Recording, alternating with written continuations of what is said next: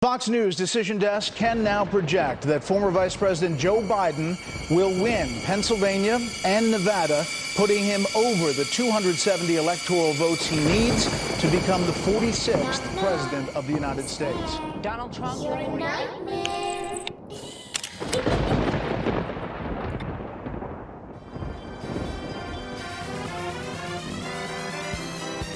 I almost killed myself, Julie. Forever impatient for change. In order to make America great and glorious again, I am tonight announcing my candidacy for President of the United States.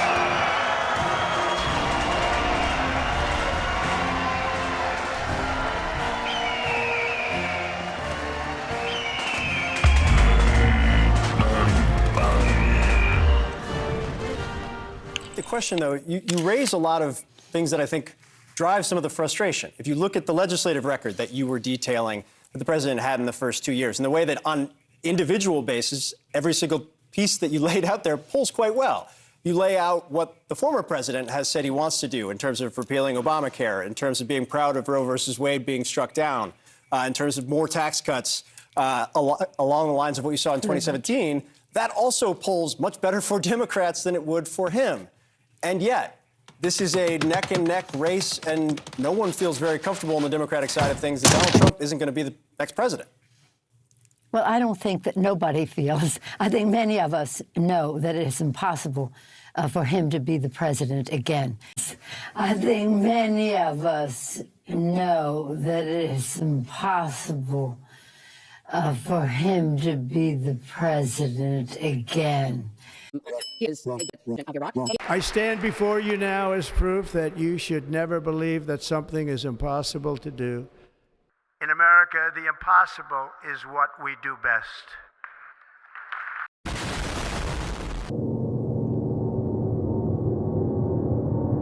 If you want to really see something that's said, take a look what happened.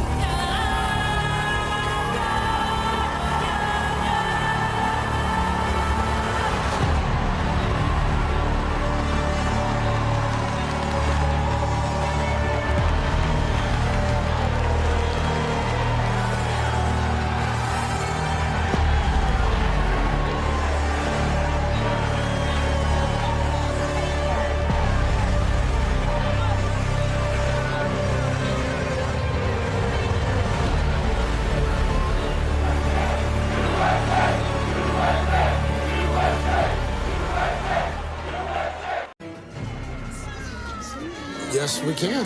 NBC News projecting that Wisconsin was won by Donald Trump, and therefore, as you see on your screen, we are now projecting that the next president of the United States is Donald Trump.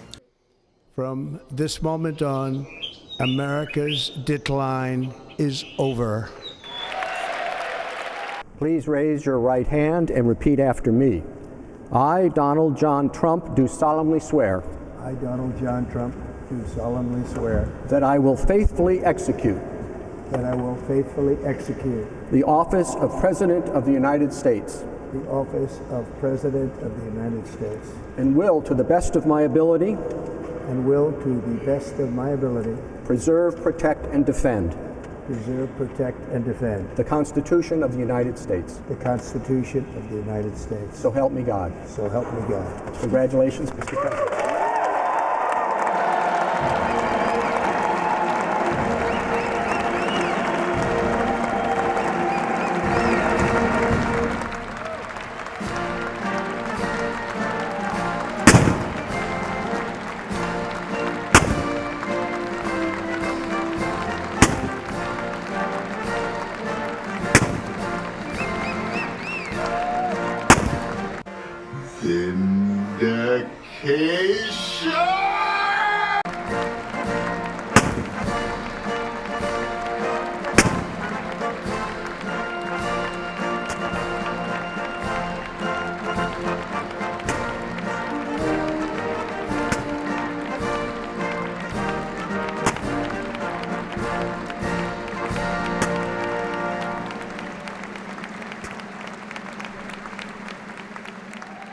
We got these live pictures coming to us from the Capitol building. This is the start of the signing ceremony that will be taking place. Speaker Johnson is there as well as among a host of political leaders there in the United States. So this will be the start of it. We'll just take this audio for a moment. There is another couple more questions I've got for Chris and Tom off the back of this. So stick around, gents. We'll just listen to this for a moment. So what would you like us to do? Sign your orders. Official documents. Okay, I assume they're going to be happy with these documents? Yeah, they're just, we might not be here. It's the next step. It's a tradition. Sir, the first is 22 cabinet and cabinet level appointments for your signature. Okay.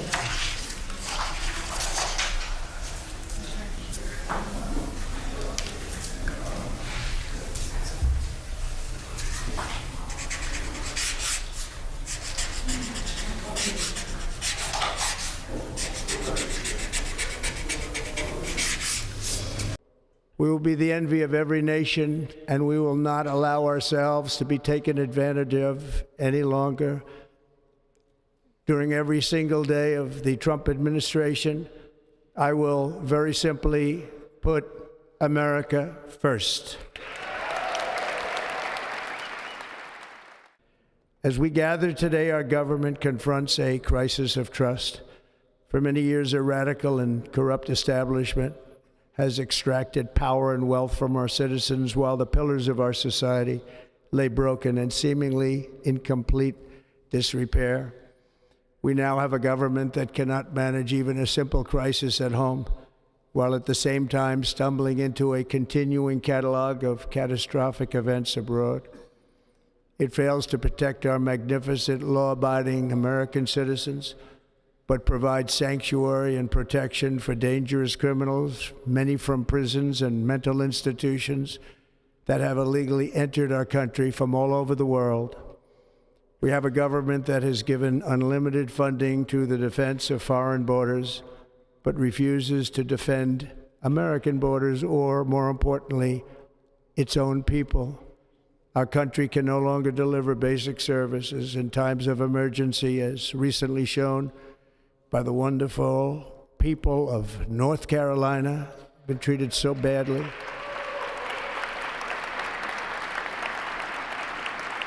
And other states who are still suffering from a hurricane that took place many months ago. Or more recently, Los Angeles, where we're watching fires still tragically burn from weeks ago without even a token of defense. They're raging through the houses and communities, even affecting some of the wealthiest and most powerful individuals in our country, some of whom are sitting here right now. They don't have a home any longer. That's interesting. But we can't let this happen. Everyone is unable to do anything about it. That's going to change. We have a public health system that does not deliver in times of disaster, yet more money is spent on it than any country anywhere in the world. And we have an education system that teaches our children to be ashamed of themselves in many cases, to hate our country despite the love that we try so desperately to provide to them. All of this will change starting today, and it will change very quickly.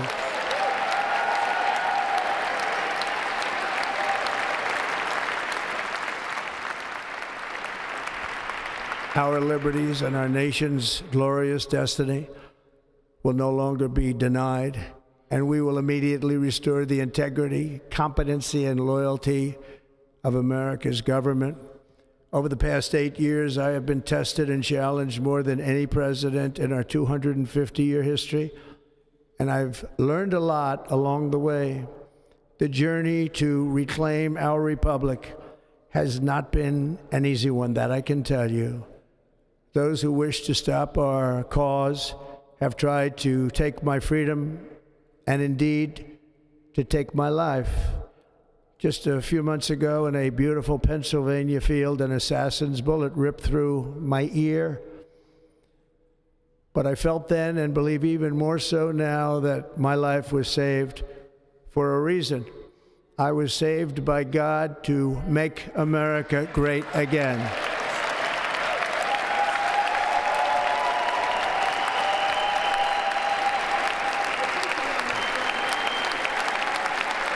Thank you. Thank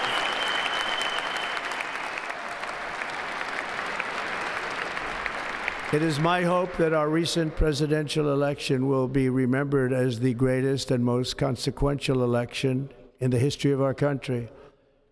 As our victory showed, the entire nation is rapidly unifying behind our agenda with dramatic increases in support from virtually every element of our society, young and old, men and women, African Americans, Hispanic Americans, Asian Americans, urban, suburban, rural, and very importantly, we had a powerful win in all 7 swing states, and the popular vote, we won by millions of people.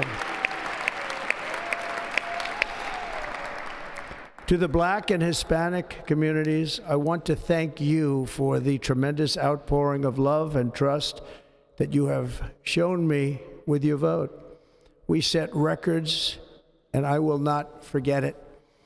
I've heard your voices in the campaign, and I look forward to working with you in the years to come. Today is Martin Luther King Day, and his honor, this will be a great honor, but in his honor, we will strive together to make his dream a reality. We will make his dream come true. Thank you. National unity is now returning to America, and confidence and pride is soaring like never before. In everything we do, my administration will be inspired by a strong pursuit of excellence and unrelenting success. We will not forget our country, we will not forget our Constitution, and we will not forget our God. Can't do that. First, I will declare a national emergency at our southern border.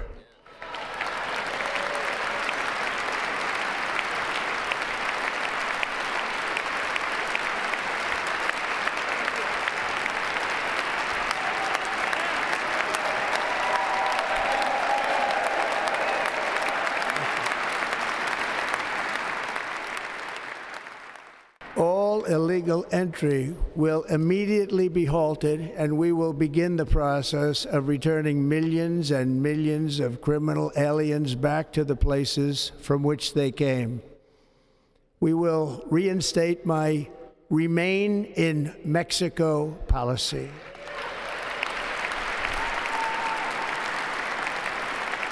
I will end the practice of catch and release. And I will send troops to the southern border to repel the disastrous invasion of our country.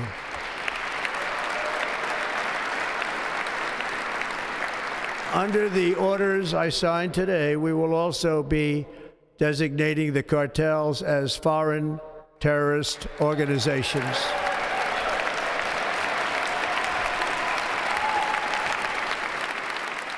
And by invoking the Alien Enemies Act of 1798, I will direct our government to use the full and immense power of federal and state law enforcement to eliminate the presence of all foreign gangs and criminal networks, bringing devastating crime to U.S. soil, including our cities and inner cities.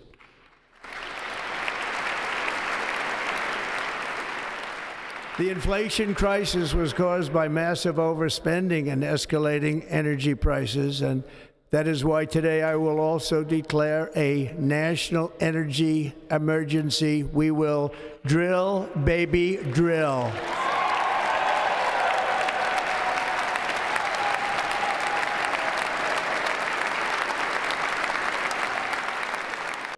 With my actions today, we will end the Green New Deal and we will revoke the electric vehicle mandate, saving our auto industry and keeping my sacred pledge to our great American auto workers.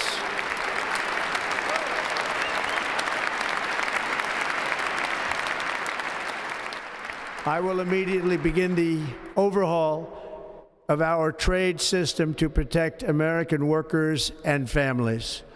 Instead of taxing our citizens to enrich other countries, we will tariff and tax foreign countries to enrich our citizens.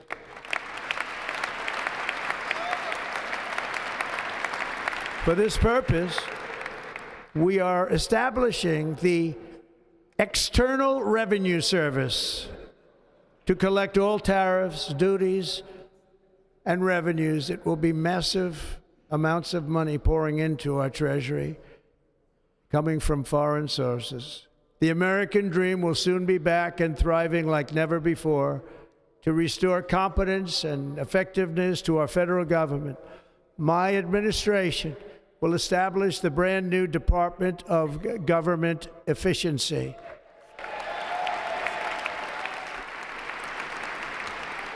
After years and years of illegal and unconstitutional federal efforts to restrict free expression, I will also sign an executive order to immediately stop all government censorship and bring back free speech to America.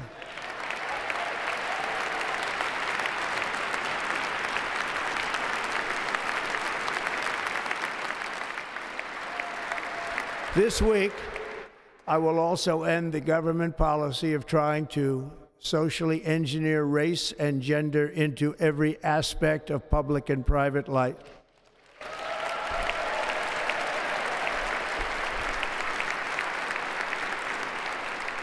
We will forge a society that is colorblind and merit-based.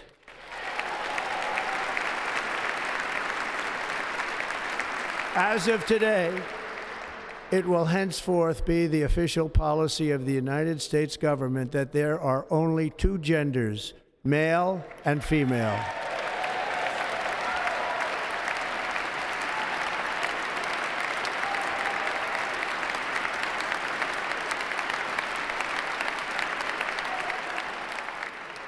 This week, I will reinstate any service members who were unjustly expelled from our military for objecting to the COVID vaccine mandate with full back pay.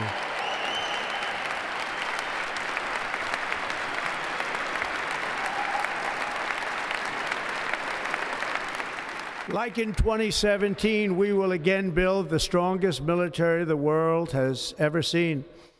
We will measure our success not only by the battles we win, but also by the wars that we end, and perhaps most importantly, the wars we never get into.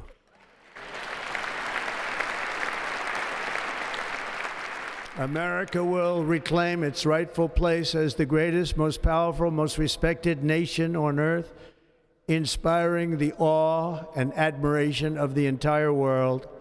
A short time from now, we are going to be changing the name of the Gulf of Mexico to the Gulf of America, and we will restore the name of a great president, William McKinley, to Mount McKinley, where it should be and where it belongs. And above all, China is operating the Panama Canal, and we didn't give it to China, we gave it to Panama, and we're taking it back.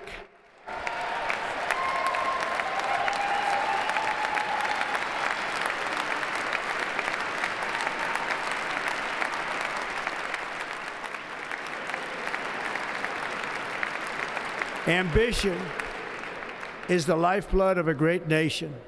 And right now, our nation is more ambitious than any other. There's no nation like our nation. Americans are explorers, builders, innovators, entrepreneurs, and pioneers. The spirit of the frontier is written into our hearts. The call of the next great adventure resounds from within our souls. Our American ancestors turned a small group of colonies on the edge of a vast continent into a mighty republic of the most extraordinary citizens on earth. No one comes close. Americans pushed thousands of miles through a rugged land of untamed wilderness.